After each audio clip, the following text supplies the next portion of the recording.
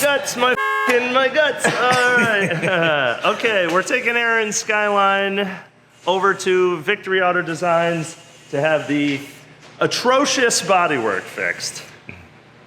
So the quarters are gonna get cut back off. All of the rust that wasn't repaired the first time and ignored and not fixed, charged for, but not fixed, is gonna then get cut out, replaced, patched. The quarters will be put back on. They'll actually be installed in a way that they're aligned instead of misaligned. Like before, they were just kind of welded on willy-nilly, because who cares, right? So we're gonna take this over to Victory. They're gonna get it chopped into. We're gonna fix all the problems, all of the fraud, all of the things that were ignored and avoided. And we're gonna get it all fixed up. So we'll get it in the trailer, we'll get it up there.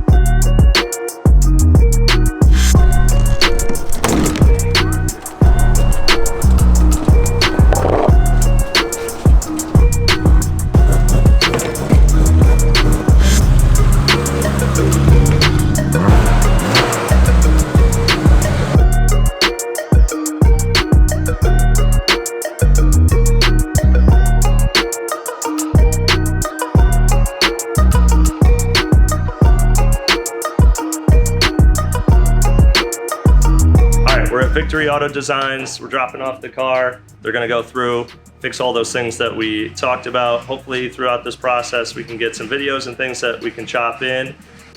I'm really looking forward to how this car turns out. The bay and the engine work and the drivetrain is incredible. And for Aaron's sake, the customer, I really wanna make sure that he's getting a super high quality build. And I'm pretty confident that the body is gonna match. So looking forward to that.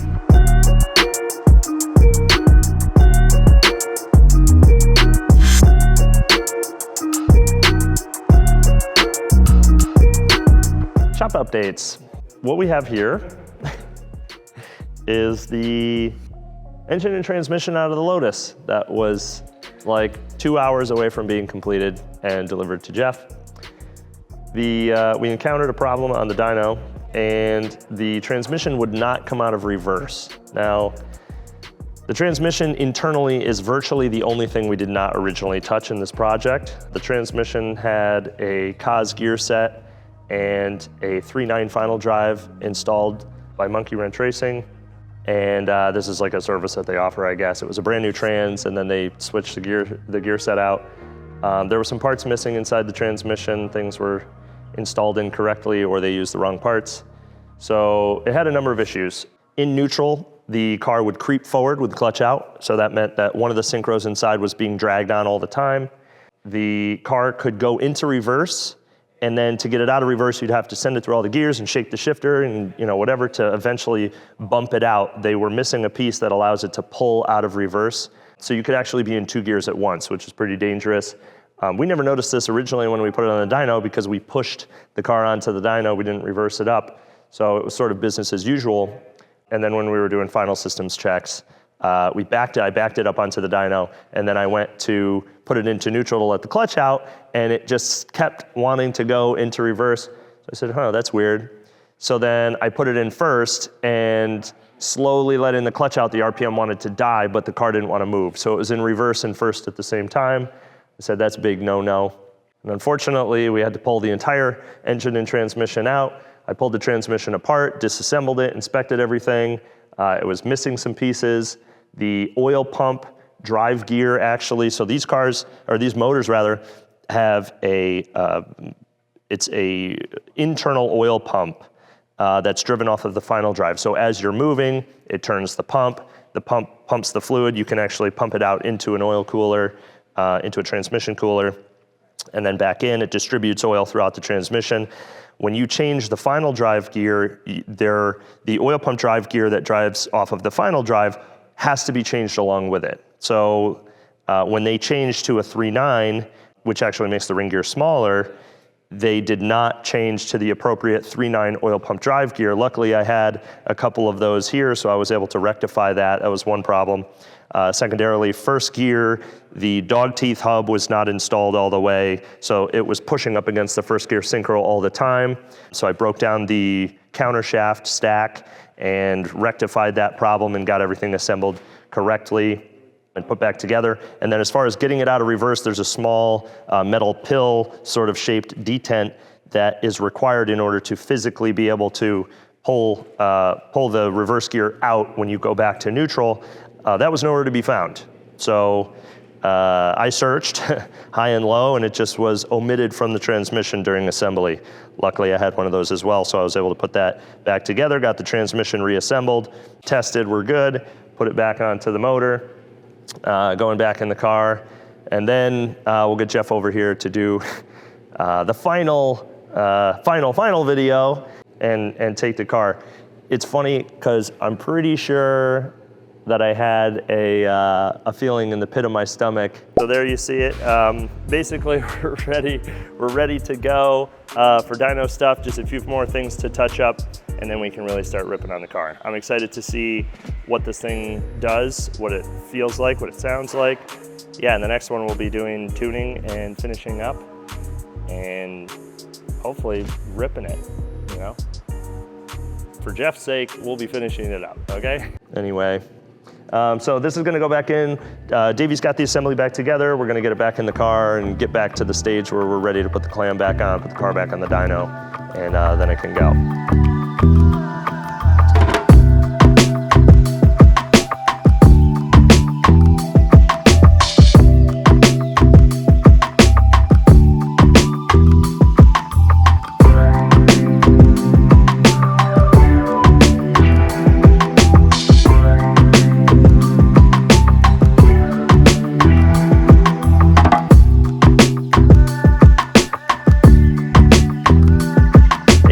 Corolla. Interesting to see this car. I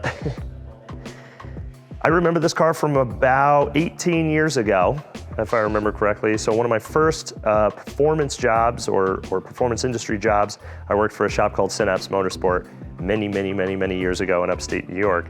This car was built by a guy, Chris Dempsey. He, if I remember correctly back then, this was a long time ago, he got an S2000 that was crashed, and he pulled everything out, and this car was F20C swapped back in like I think it started maybe in 2007 or so. This car has been virtually unchanged. A few little details, this and that, since the last time I saw it, but mostly everything is the same as it was. It might have changed hands a couple of times. Now Scott owns it, and he brought it here for a Haltech and some other things, just bring it up to the modern era. It had an AEM Series 1 probably in it. So now we're outfitting it with Haltech.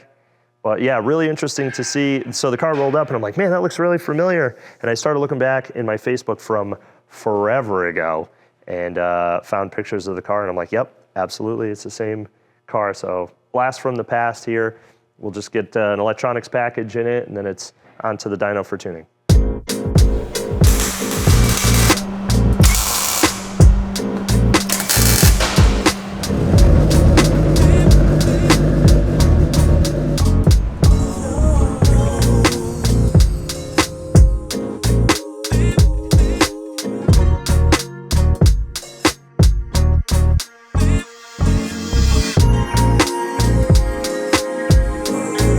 E46 M3 Race Car. So we decided to go with a fuel cell on this car. Instead of doing a dual cell, we just went with a large volume single cell, 24 gallon.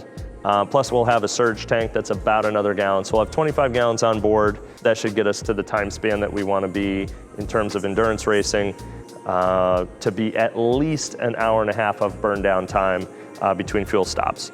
So Evan's been going through, he's done a ton of work cutting out the original floor, boxing in the back, and getting the frame built in order to place the fuel cell. The fuel system's being reworked a little bit. The exhaust hanger setup was reworked a little bit. The fuel filler is a redhead dry brake quick disconnect fuel fill that's been moved up to the C-pillar. There's also a full bulkhead that Evan has built that will section this off from the rest of the cabin. The rules state that you have to have separation between the fuel area and the driver compartment. So he's got all that stuff built up. Yeah, otherwise the body panels and things came back from fiberglassing. There were some repairs that needed to happen to the rear flares, front bumper, that sort of thing. So that's all back together. Davey's got that sorted out. The electronics have moved from the floor up to the center dash area. And now it's just a little bit easier to grab for the driver. So all that stuff's worked out. This car's got to be together and ready to go down to VIR next week. So working on that pretty heavy.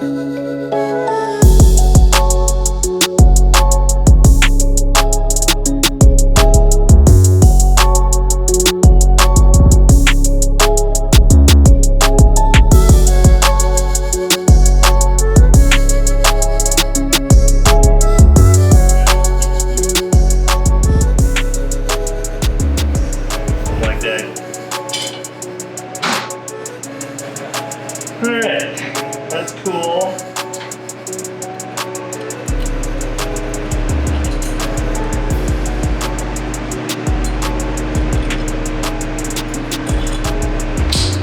Let that cool down because it's burning my fingers. Do some fit up. This is the fitting for the petcock. This will just be in the bottom. This is a normal vibrant fitting, but I chopped it down. So now it's all sitting in there nice and flush. So when we drain it, we can really get every single bit out of the bottom of this canister. So that's cool.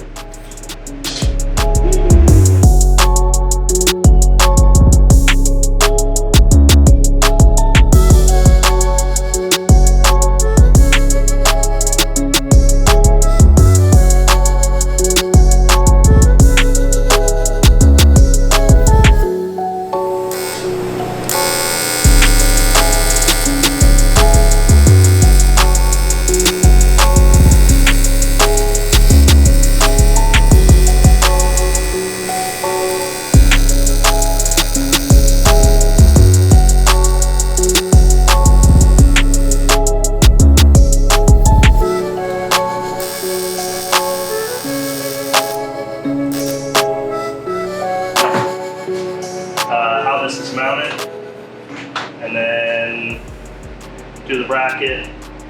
Then once we have it placed, then we can decide. We're going to do a 30-degree fitting. I'll show you, and then we'll decide where that's placed. That'll go final, and then the end caps will go on. That way, when I drill the hole, I can clear all the stuff out of it. There's kind of an order of operations of things. Well, let's go. All right, so here's where it's gonna go. We've got our vent hose coming off of here. There's gonna be a 30-degree angle at the end of this hose here into the can. And then the can off of here, there's gonna be a 90 that goes direct down, and that'll be vented outside. So I've got my mock-up 90. So it's always hard to know what the standoff is. Standoff meaning like how far when this thing is tight in terms of how much clearance do I have. So this is basically what's going to determine my height is my constraint here. So then with this bracket, we'll do something like that.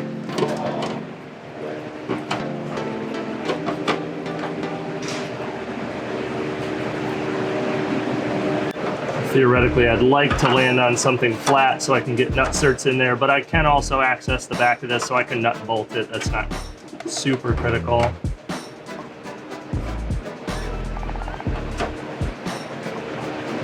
Unfortunately, when you're dealing with stock cars, there's just no straight lines.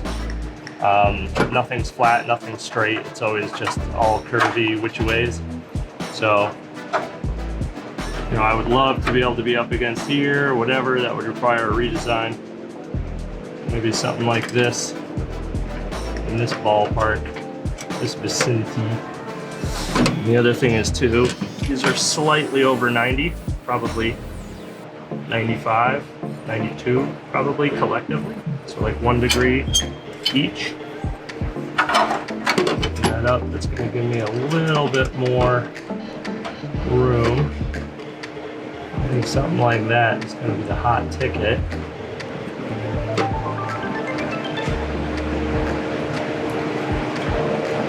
It's going to give me access, sort of, to both.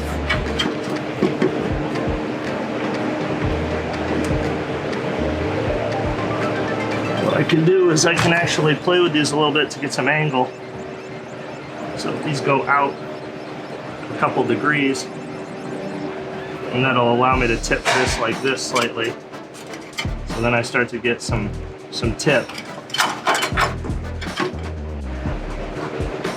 I can be down in here. And that goes straight down. Something like this. I want it to be as high as possible. It's a little crooked, which is annoying. Then what I could do is I can open this side up slightly.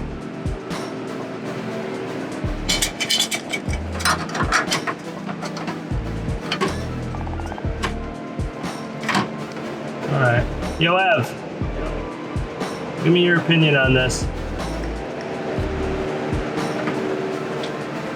We try to tuck in there and then be low. Or do we try to go up like this?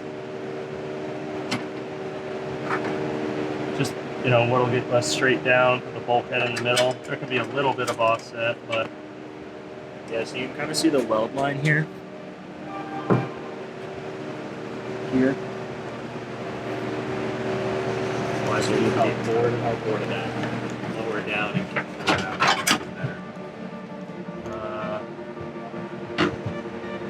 Like day.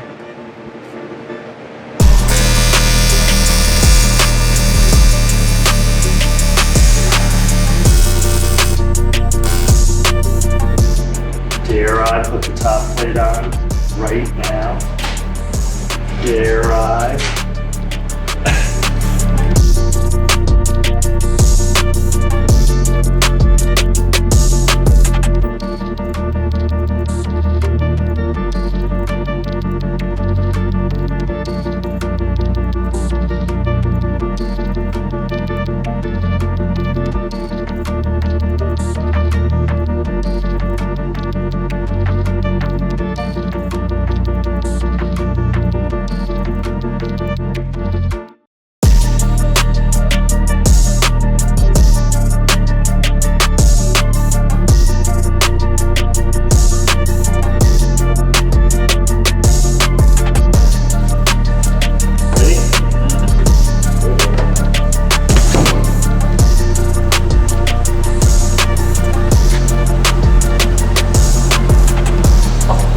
Dude, yeah, there's no sounds of backup at all.